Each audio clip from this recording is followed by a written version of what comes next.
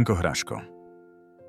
V jednej biednej drevenej chalúpke so strechou a rozpadnutým komínom žil gazda so svojou milovanou ženou.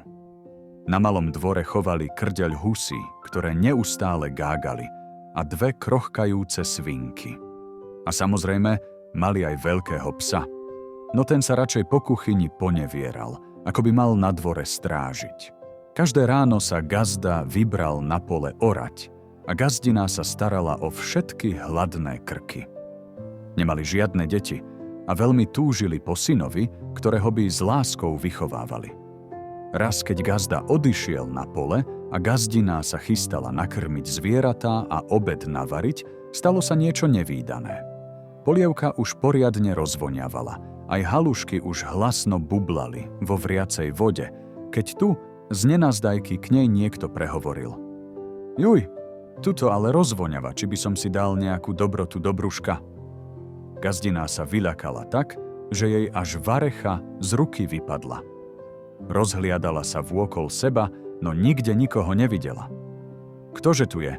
Kto ma to na smrť vyľakal? Len sa ukáž a neskrývaj sa, kričala gazdina a blúdila očami po kuchyni, hľadajúc, komu patrí ten hlas. Veď tu som, hneď pred tebou. Čo ma nevidíš? Ozval sa opäť hlas z police pri okne a hneď začal tancovať a vyskakovať, aby ho gazdina konečne zbadala. V tom zazrela na polici drobného chlapčeka. Bol maličký sťah hrášok, sotva ho bolo vidieť a očká mal maličké ako bodky na krídlach lienky. Chceli ste syna, tak tu ma máte?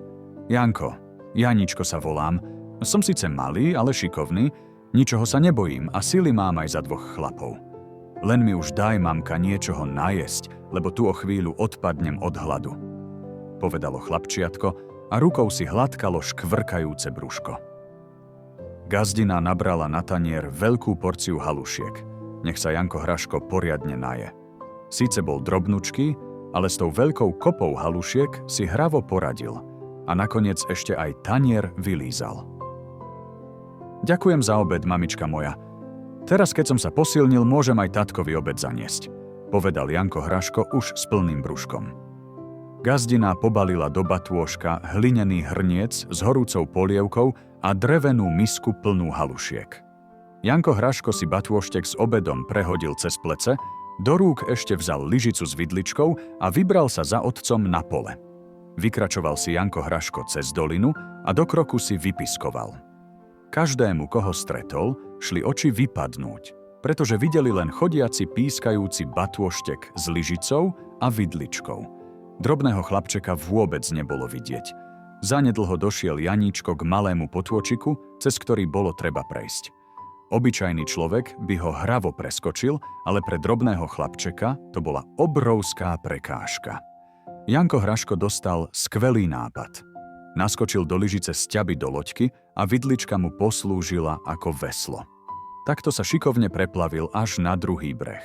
Potom pokračoval ďalej smerom na pole, obzerajúc si okolitý svet, keď sa zrazu potkol o kameň a spadol do jamy, ktorá bola na ceste. Ako spadol, z batôžka sa mu vysypala miska s haluškami, hrniec sa rozbil a polievka začala vytekať. Z vyliatej polievky sa v jame vytvorilo jazierko a drobný Janko Hraško sa v nej začal topiť. Juj, pomoc! Veď ja plávať neviem. Ešte som sa to nestihol naučiť. Som na svete len prvý deň, kričal chlapček, čo mu hlasivky stačili. No aj teraz sa vynašiel. Rýchlo sa vyšplhal čo najvyššie po vidličke, ktorá sa zapichla do zeme priamo v strede polievkového jazierka, v ktorom plávali okrem hrášku aj halušky. O chvíľu sa, našťastie, polievka vpila do vysušenej zeme a v jame tak zostali len halušky a hrášok. Janíčko šikovne všetko zo zeme vyzbieral a dal späť do drevenej misky. Zobral vidličku a pokračoval v ceste.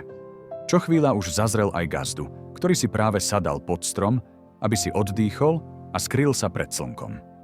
Janko Hraško na neho už z diaľky volal. Otec, otecko môj, obed mám pre teba. Gazda nerozumel, kto to kričí a ešte ho aj otcom nazýva. Nikoho nevidel. Akurát sa mu zazdalo, že miska s vidličkou sami kráčajú po ceste priamo k nemu. Ach, asi som načisto úpal dostal, keď takéto vidiny mám. Krútil hlavou gazda. Otecko, tu som. Ja tu na teba volám. Ja, tvoj synáčik, Janičko, povedal Janko Hraško čo najhlasnejšie, keď už bol úplne blízko pri gazdovi. Gazda si ho začudovane obzeral, no napokon sa tu ho vystískali, ako sa na otca so synom patrí. Zakrátko sa už otec pozeral na misku s haluškami a opýtal sa: Janko, a polievku si mi žiadnu nedoniesol? Ach, to ten pes nezbedný. Chvostom zhodil hrniec zo stola, a tak nemala mamka do čoho polievku nabrať, vymýšľal si Janko Hraško. Tak sa otec pustil do zvláštnych halušiek, zmiešaných s hráškom, ktoré mu navyše škrípali medzi zubami, keďže sa do nich aj kúsok piesku zo zeme primiešal. Opýtal sa teda toho malého huncúta, čo sú to za halušky. To mamka nejaký nový recept vyskúšala, lebo zdravší obed chcela pripraviť, vynašiel sa Janko Hraško. No keď sa otec lepšie prizrel, zbadal, že v haluškách je piesok i hlina zamiešaná. Už mal na jazyku, ako ide vyhrešiť toho malého lapaja, že si to všetko povymýšľal a klamal mu, no Janko Hraško sa v tej chvíli rozbehol k volom, ktoré čakali pri poli. Drobný chlapček sa vydriapal na jedného z nich, posadil sa mu priamo k uchu a vykrikol: Hio, hej sa, hej, na pole!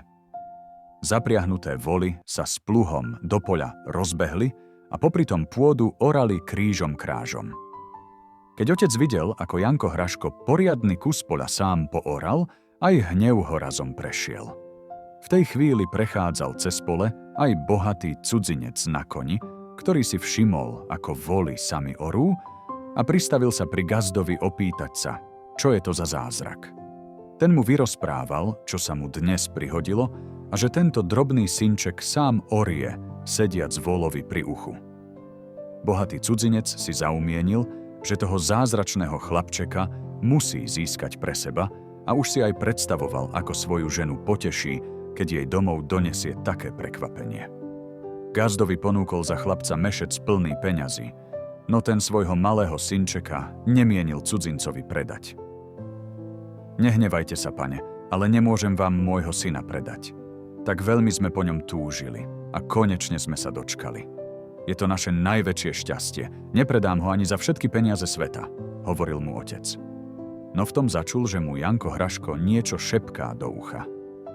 Otecko, len ma kľudne predaj tomuto pánovi, veď ja mu ujdem, neboj sa. A tak sa gazda s cudzincom napokon na predaji dohodli. Cudzinec si drobného chlapčeka rýchlo do kapsy medzi peniaze strčil, nasadol na svojho vraného koňa a vybral sa domov. Janko Hraško nelenil a začal nožom zvnútra kapsy dieru rezať. Ako tak cválali, z kapsy sa cez tú dierku peniaze po jednom na zem sypali. Potom aj Janko Hraško z kapsy vyskočil a vypadnuté peniaze mu tak cestu naspäť domov ukázali. Gazda s gazdinou doma už za strateným synčekom nariekali a báli sa, že už zase sami v dome budú bývať. Mrzelo ich, že z malého Janka Hraška sa len krátko tešili. Keď odrazu ich zo smútku známy hlas vytrhol: Nájde sa tu nejaká dobrota do môjho brúška vyhladnutého? Rodičia od radosti zo stoličiek vyskočili a už aj celý šťastný svojho drobného synčeka vítali. Ten sa im nielenže zdravý vrátil, ale ešte aj peniaze doniesol, keďže ich cestou všetky zo zeme vyzbieral. A tak si spokojne v trojici žili a za peniaze si chalúbku aj komín opravili. Zazvonil zvonec a rozprávky je koniec. A to je všetko, milé deti. Nedaleko na kopčeku koza stála, na chvostíku zvonec mala, a keď zazvonil zvonec rozprávke, bol koniec. Dobrú nôcku, detičky.